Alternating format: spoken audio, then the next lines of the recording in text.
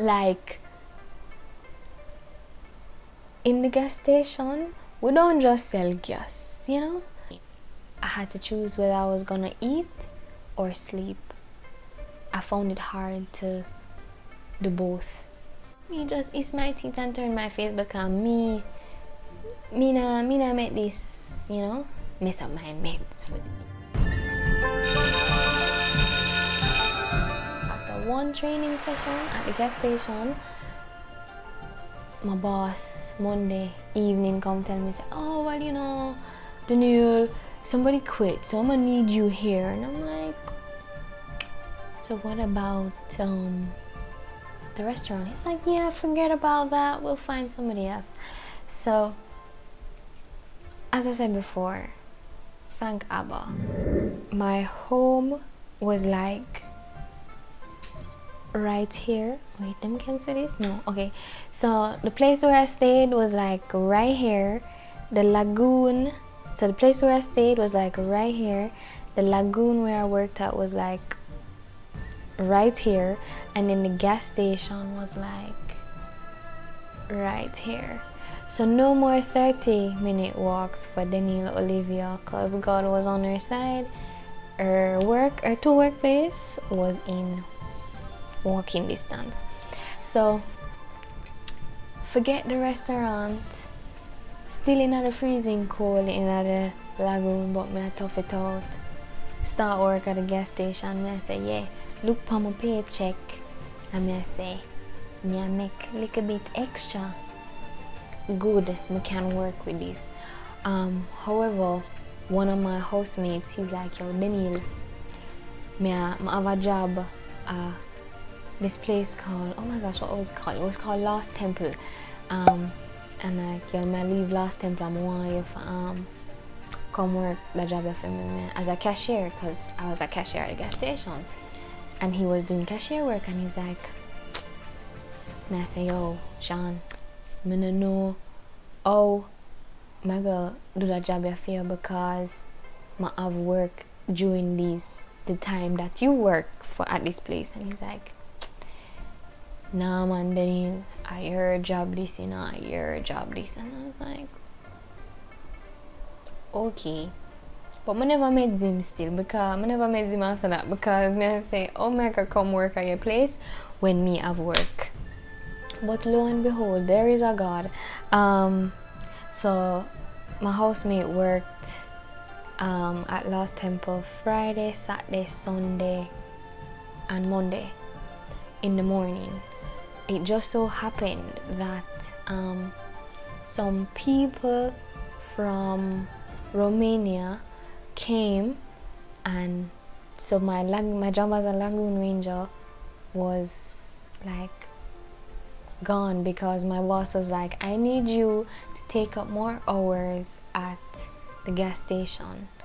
And I was like, all right. So my gas station was my primary job, and I would go to work from 4 p.m. there to about 12 a.m. but really 12:30, because you have certain things to do after you close the gas station. So I would work 6 days out of the week from 4 p.m. to 12:30 a.m. So my mornings were free.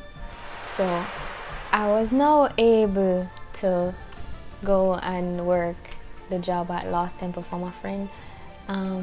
And what's so interesting again is homegirl lived right here.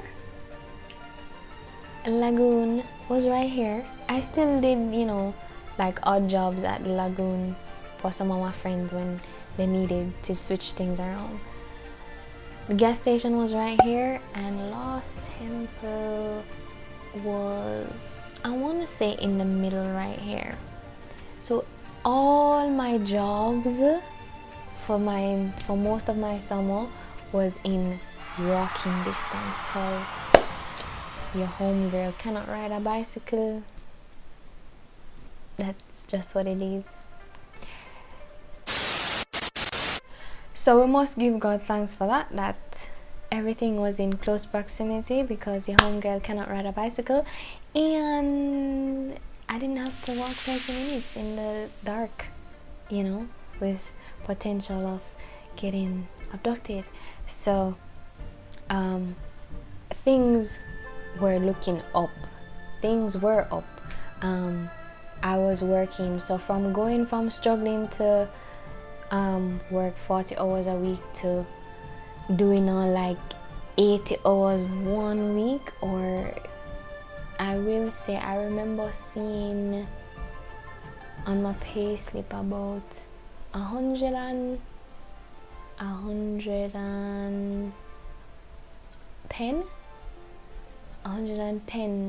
hours for 2 weeks.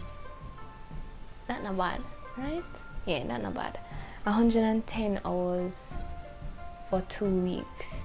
And I was making money and I was saving, and when I looked at my budget, and I was like, yeah man, by the end of September, by this done, I gotta have school fee, I gotta have lunch money for the year, I gotta have all of them something, and someone who did happy like me. And this was in the beginning of July. But life hits, you have body come down. Like, I remember experiencing the 4th of July, being on the main register, and people just kept on coming into the gas station, okay? Like, in the gas station, we don't just sell gas, you know? No gas station really just sells gas, right? So there was a mini mart, like you could get eggs, snacks, bread, like it's a convenience store. Have a little grocery section, you have a liquor section, you know, cigarettes, lotto, you know, and gas. So we sold a lot of things. So people from the resorts that my bosses own kept coming in to the gas station on 4th of July, and they just wouldn't stop. And like, it gets to you, like, being on work and travel, you have to mentally get up every morning to say, I'm gonna make it through the day, I've got this, God's got this, we're good, we're Gucci, let's go. Because there will come a point in time where you want to quit, and that is what reached me. Like, in fast forward to August, so during July and to August, where what I'm gonna speak about in a sec, I became the supervisor of the gas station for my shift. I worked more hours at Lost Temple. So on an average, I was working about 16 hours a day, and I would, every time I'd come home 12:30 in the morning, I would just, all I'd want to do is sleep. And it reached a point where this is in August now. It reached a point where I had to choose whether I was gonna eat or sleep. I found it hard to do both, and that was because I made the mistake of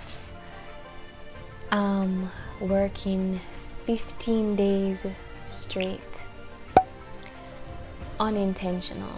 So I made the mistake of working 15 days straight,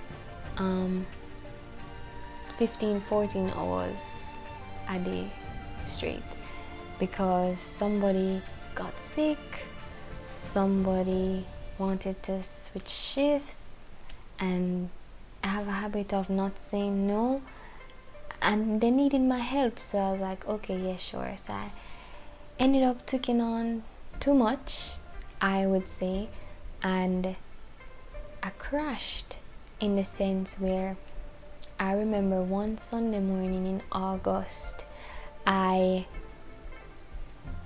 was hungry. My bones and my body was in the bones in my body, and my joints were saying, Danielle, I don't know how long I don't know how much more I can carry you. My eyes were shutting down so it's Sunday morning, so I was at Lost Temple, and I was hungry and I was tired and I was having body come down. And when I actually said, no man Daniel, you can do this, you can last the duration, yeah? And I looked at my phone and I looked at the date, and it was like August 11 or August 15. I'll have to go back into Google Photos to tell you the exact date. And I realized I was nowhere near September, and I just started to bawl, like big and serious. I was like, yo, Abba, hungry, tired, I barely can stay awake, I barely can function, I am done. Money is not everything. You supply all my basic needs. Like, your home girl, she's gonna go home. I'm gonna pack my bag this evening and I'm gonna book a flight and I'm gonna leave.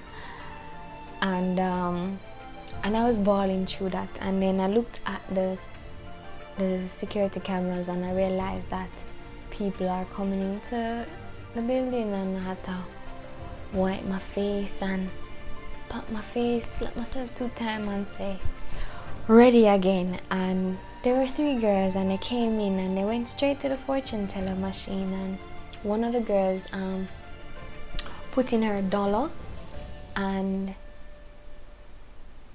the fortune card was not coming out.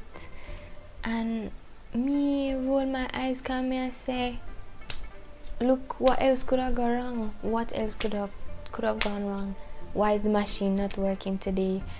And I'll just get up off of the chair, go over to the machine, say, don't worry, I'll fix it. Plug out the machine, wait a couple seconds, plug it in back, slap it 2 times, light come on and everything, but the card just wasn't coming out and needed the money. And I was like, you know what, this now frazzle my brain, Here what? I said that in my head, and I was like, you know what, sweetie, let me just give you back your $1, and no harm, no foul, you're okay.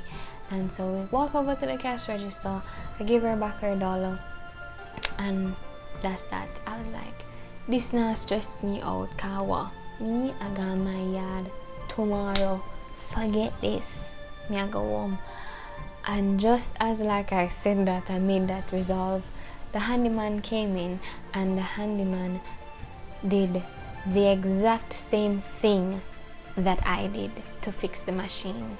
I'm not even joking. Like, I was so upset when I saw him plug out the machine and plug it in back, and it start light up and make the sound, and me just ease my teeth and turn my face, because me nah make this, mess up my meds for the day, yeah. Anyways, the handyman came over to me and said, here, this is for you. And I was like, what?